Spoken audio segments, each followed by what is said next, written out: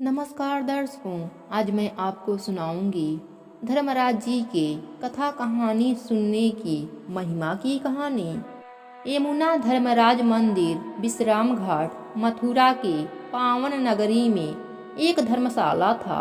उस धर्मशाला की देख रेख करने वाले एक साधु महाराज थे। उन्हें भगवान में बहुत श्रद्धा थी। दिन रात वह भगवान भजन करते रहते थे। एक दिन उनकी धर्मशाला में नव युवक आकर ठहरा।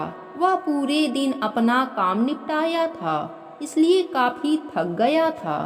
सुबह 4 बजे से साधु महाराज का नित्य नियम चालू हो जाता था। उसी हिसाब से उन्होंने भगवान के नाम का भजन करना शुरू कर दिया। साधु महाराज के आवाज से उस नव युवक की आंखें खुल गई।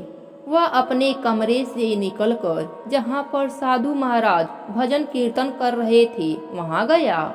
उसने उनसे कहा, अरे महाराज, यह कोई वक्त है इतने जोर जोर से भजन कीर्तन करने का? सभी लोग सो रहे हैं और आप सबकी नींद खराब कर रहे हैं। मुझे बताइए, क्या मिलता है आपको इस भजन कीर्तन करने से? इस पर साधु महाराज ने कहा, मुझे क्या, पूरे संसार को 2 वक्त की रोटी और मृत्यु के बाद स्वर्गलोक की प्राप्ति होती है इस भजन कीर्तन से। युवक ने कहा, यह सब बनावटी बातें हैं। मुझे तो मेरे मेहनत की वजह से रोटी मिलती है। आपके भजन कीर्तन करने से रोटी नहीं मिलती। साधु महाराज ने कहा, युवक, तुम व्यर्थ में ही चिंता कर रहे हो। संसार के हर एक जीव को भगवान के सहारे ही रोटी मिलती है। इस पर युवक ने कहा, अगर ऐसी बात है तो एक शर्त लगा लेते हैं। मैं अभी से भगवान का नाम जप करता हूँ और अगले 24 घंटे तक कुछ नहीं खाऊंगा। मेरे सामने चाहे जितना स्वादिष्ट व्यंजन आ जाए, मैं उसे ग्रहण नहीं करूँगा। साधु महाराज ने कहा, यदि शर्त हार गए तो क्या करोगे? इस पर युवक बोला, यदि मैं हार गया और आपके भगवान जी मेरे न चाहते हुए भी मेरे मुंह में निवाला पहुंचा दिए तो मैं सदा सदा के लिए आपका चेला बन जाऊंगा। इतना कहकर वह युवक वहां से चला गया। अपने घर जाते हुए वह सोचता है कि यदि घर गया और माँ ने जबरदस्ती कुछ खिला दिया तो मैं शर्त हार जाऊंगा। ऐसा सोचकर वह जंगल की तरफ चला गया। चलते चलते वह घनघोर जंगल में पहुंच गया। एक बड़े से पेड़ के ऊपर पत्तों की आड़ में छिपकर बैठ गया। कुछ समय पश्चात उसी रास्ते से बंजारों का एक समूह निकला। बंजारों के सरदार ने सबको वहीं थोड़ी देर डेरा डालने के लिए कहा तथा उसी पेड़ के नीचे चूल्हा जलाकर बंजारों की रसोइयों ने सबके लिए भोजन बनाना प्रारंभ किया, जिसकी खुशबू ऊपर पेड़ पर बैठे उस युवक तक पहुंच रही थी। युवक मन में सोचता है कि इसी रोटी से बचते हुए मैं जंगल में आया, इस पेड़ पर चढ़ गया और इस पेड़ के नीचे यह बंजारे इतने स्वादिष्ट भोजन बना रहे हैं। लेकिन अपने शर्त को ध्यान में रखते हुए वह युवक वहां चुपचाप बैठा रहा। बंजारों के सरदार ने अपने रसोइये से कहा कि रास्ते के लिए थोड़ा सा भोजन ज्यादा पका लेना, क्या पता आगे इतना उचित स्थान भोजन पकाने के लिए मिले ना मिले। जब सभी बंजारे खाना खा चुके थे और रसोइया बचे हुए भोजन को आगे के रास्ते के लिए समेट रहा था, तभी अचानक एक बंजारा सरदार के पास दौड़कर आया और बोला, सरदार, डाकुओं का एक झुंड इसी तरफ चला आ रहा है।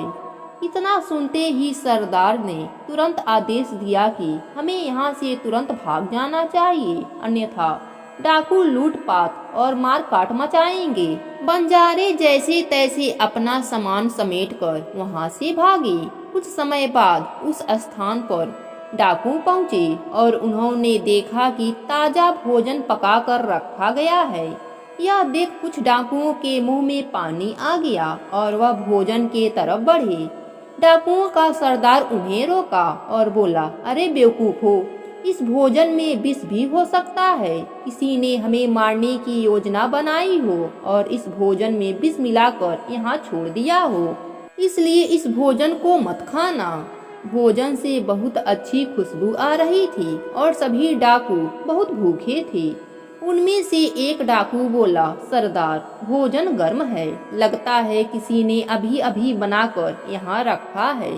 सरदार ने गुस्से में बोला कि किसने इतनी हिम्मत की है जो इतने स्वादिष्ट भोजन में विष मिलाकर यहाँ रखा है। अगर वह मिल जाए तो इसी क्षण उसके प्राण निकालूंगा। इतना सुनते ही पेड़ पर बैठे युवक में डर की लहर दौड़ गई और वह डर के मारे कांपने लगा। जब उसका शरीर कांपने लगा तो पेड़ के पत्ते जोर जोर से हिलने लगे, जिन पर डाकुओं की नजर पड़ गई और उन्होंने देखा कि वह युवक छुपकर बैठा है।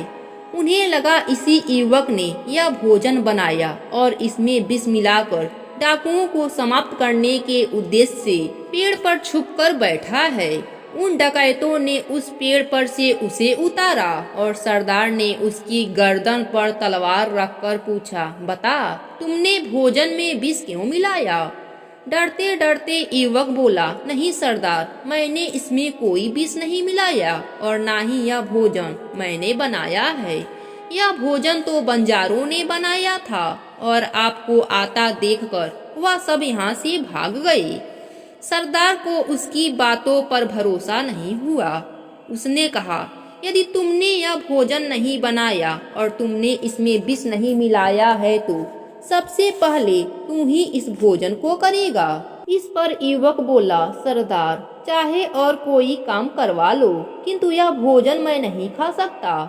तब सरदार ने कहा, अगर नहीं खाएगा तो इसी क्षण ईश्वर को प्यारा हो जाएगा। युवक ने डरते डरते रोटी के कुछ निवाले खाए और जब डाकुओं को यह भरोसा हो गया कि युवक सच बोल रहा है तो शेष भोजन डाकुओं ने खाया। युवक अब समझ गया था कि वह शर्त हार चुका है और उसी क्षण वह यमुना धर्मराज मंदिर, विश्राम घाट, मथुरा गया और साधु महाराज के समक्ष जाकर अपनी हार स्वीकार कर ली तथा उनसे बोला कि आप सत्य कह रहे थे। धर्मराज जी के नाम की महिमा अनंत है। न चाहते हुए भी उनकी कृपा से मेरे मुंह में भोजन चला ही गया।